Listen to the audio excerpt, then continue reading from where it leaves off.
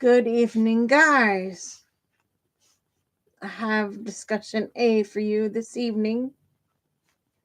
We're talking about multi-generational living and compound living, where families build houses with connecting hallways to keep a close eye on seniors in their family. So this is their way of fixing the elder care crisis that the U.S. is dealing with. So here we go with the presentation I made for you. Please sit back and enjoy. Okay. The line you highlighted: living in a family compound allows multiple generations to stay close, share resources, and provide mutual care, helping older adults avoid assisted living. Is essentially a distilled thesis statement for the entire page you're viewing. The surrounding content explains the idea in several concrete ways, and the text makes clear what a family compound or clear that a family compound isn't just a sentimental concept. It's a practical housing model with real structural, financial, and caregiving implications.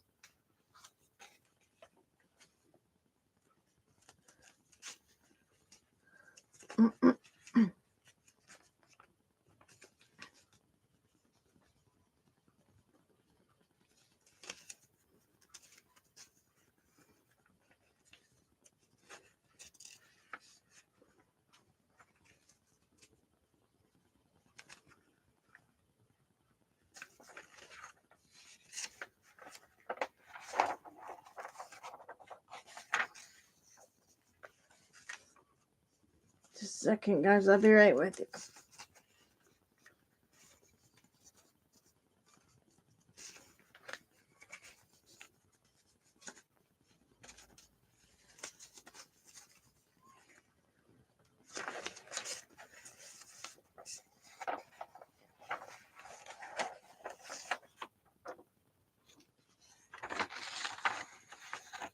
Below is a breakdown grounded directly in the page content.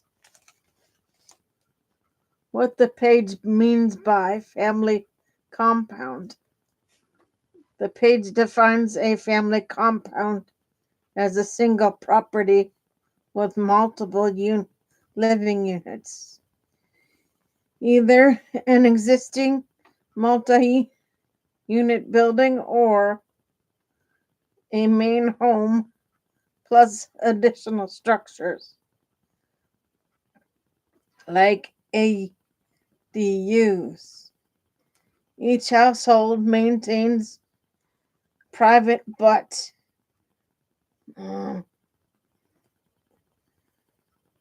the proximity makes daily support easy. Shared kitchens, gardens, or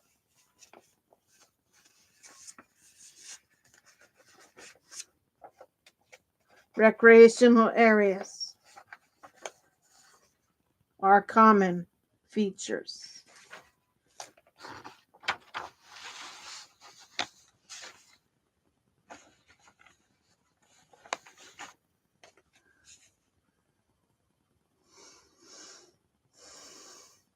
This structure is what makes the stay close, shared resources, and provide mutual care part possible. How this step helps older adults avoid assisted living. The surrounding content gives several mechanisms. Informal caregiving becomes built in. Adult children can check in, help with medications, meals, or mobility, while older adults can contribute childcare or household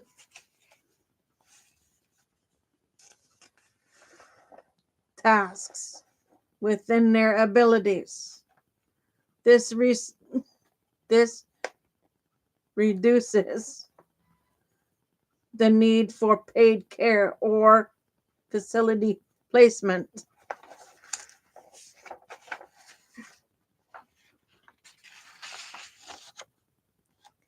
Safety improves without feeling institutional.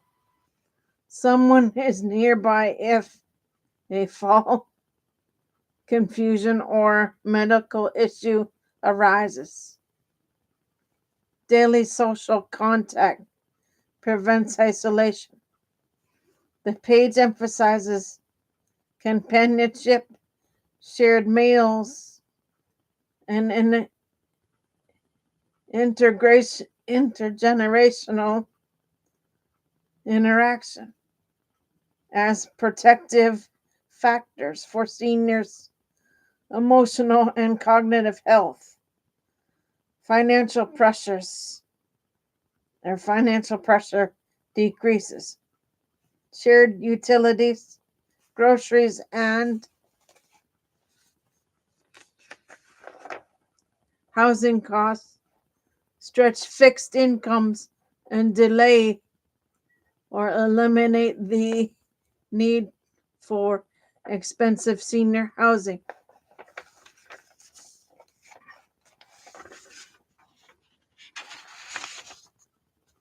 Together, these elements create middle path between total independence and formal assisted living.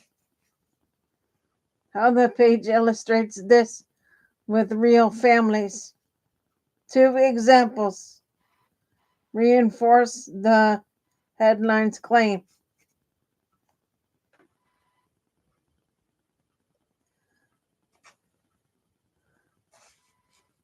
The Pingree family in Boston renovated a rundown apartment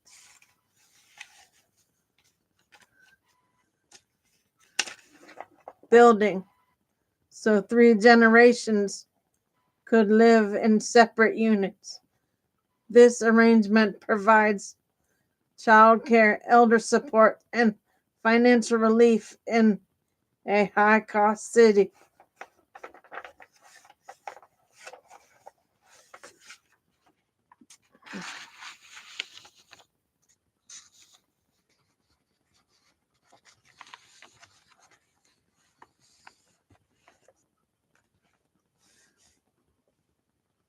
Portland families using ADUs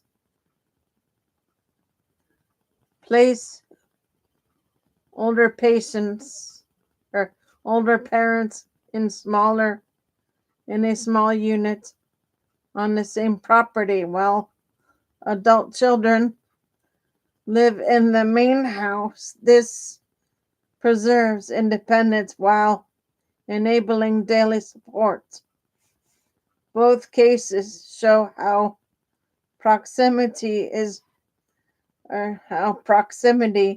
not cohabitation in the same unit,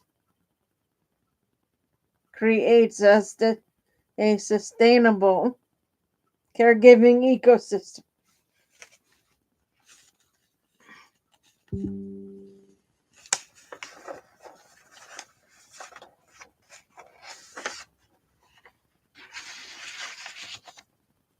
Why this model is growing. The page notes that nearly 1 in 5 Americans now live in multi-generational households driven by rising housing costs, childcare expenses, and the desire for stronger family support systems. Family compounds are presented as a modern adaptive response to these pressures.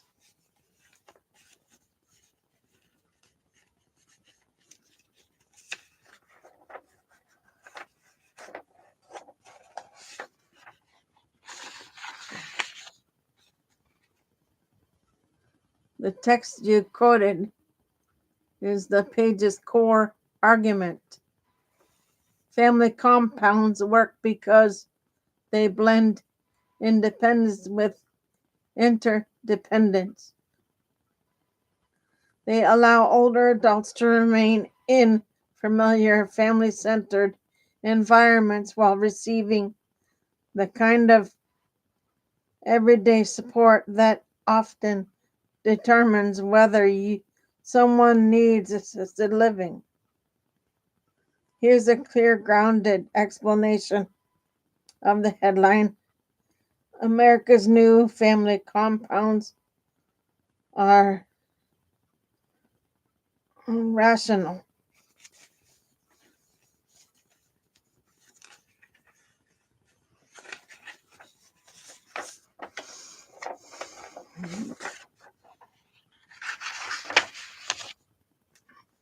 Response to an irrational care economy. Based directly on the page you're viewing. Core meaning of the text. The headline is making a pointed argument. Families aren't building family compounds because of the nostalgia or trendiness. They're doing it because the U.S. care economy, child care, elder care, and housing is so expensive and fragmented that families have no rational alternative.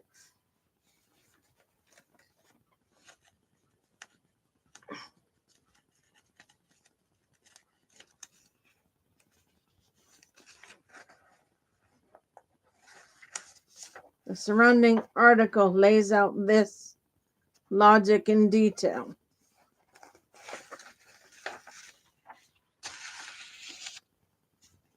Why the care economy is called irrational. The page shows that the systems meant to support families, childcare, elder care, and housing have become financially unsustainable. Childcare is unaffordable or unavailable. Elder care costs are catastrophic, with a median annual price like $64,200 for assisted living.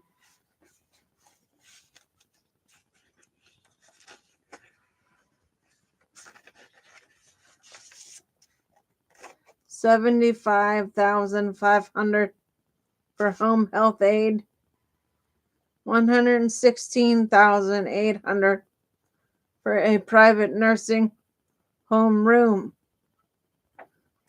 Housing costs have outpaced wages, making independent households harder to maintain.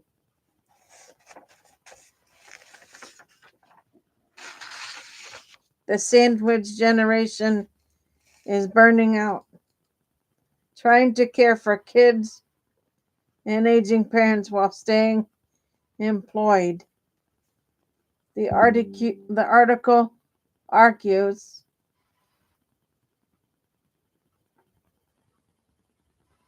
that these pressures make the current system irrational. It doesn't match what families can realistically sustain.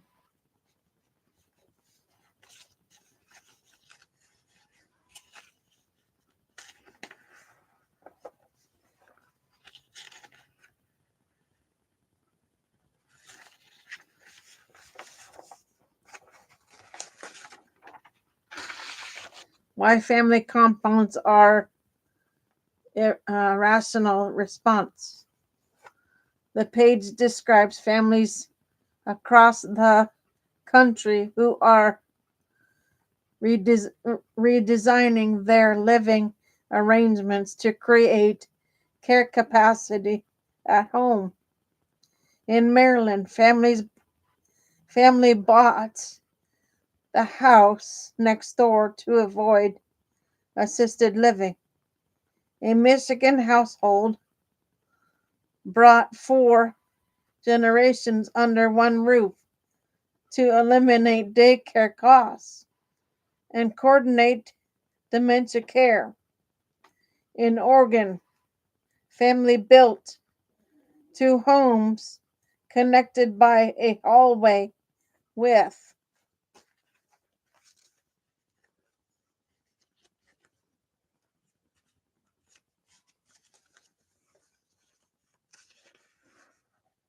separate kitchens AD, and an ADA friendly design.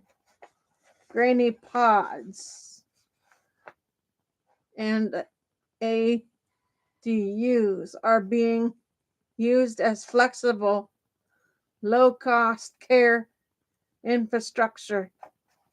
Across all examples, the pattern is the same. Privacy, proximity equals sustainability. Care. Sustainable care. Families maintain independence while sharing caregiving costs and daily supports. The trend is widespread, not anecdotal.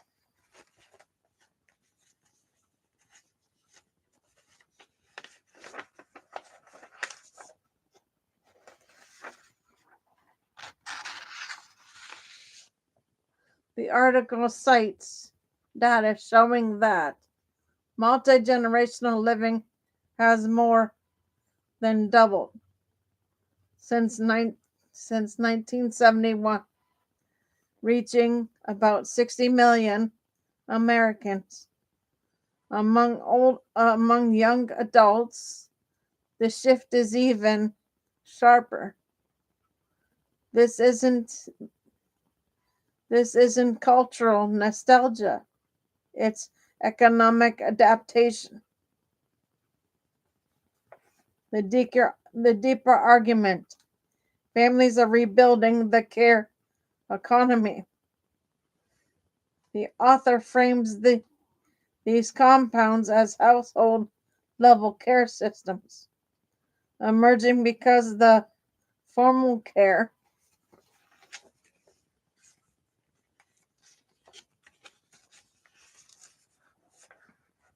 market is too expensive and too fragmented.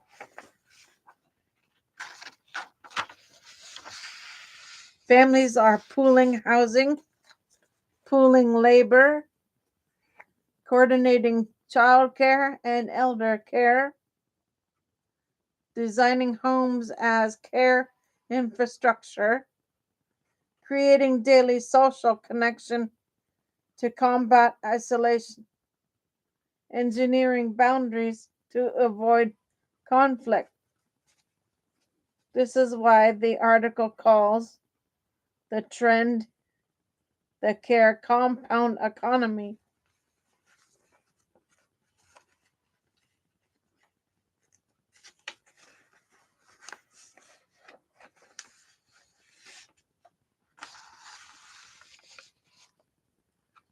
It's not regression, it's innovation under pressure. The policy critique behind the headline. The article ends with a clear point. Families shouldn't have to solve a national care crisis. One hallway ADU or basement conversion at a time. If the U.S. had affordable child care, accessible elder care,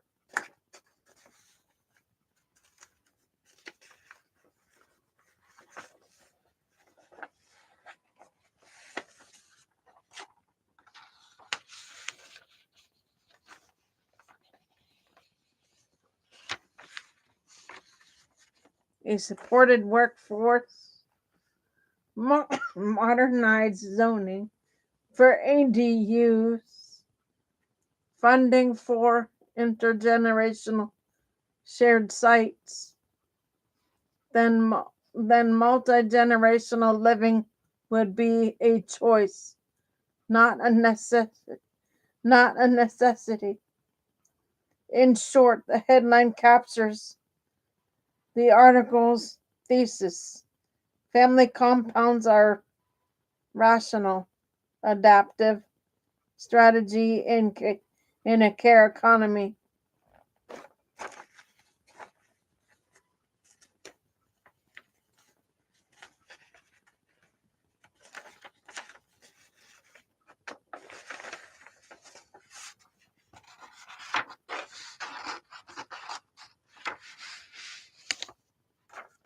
That no longer works for most households. They are not sentimental throwbacks, they are engineered solutions to structural failures. Okay, guys, I'm going to sign off for the night. I will see everybody tomorrow for shows. Until then, Gator Wellness, take care, folks.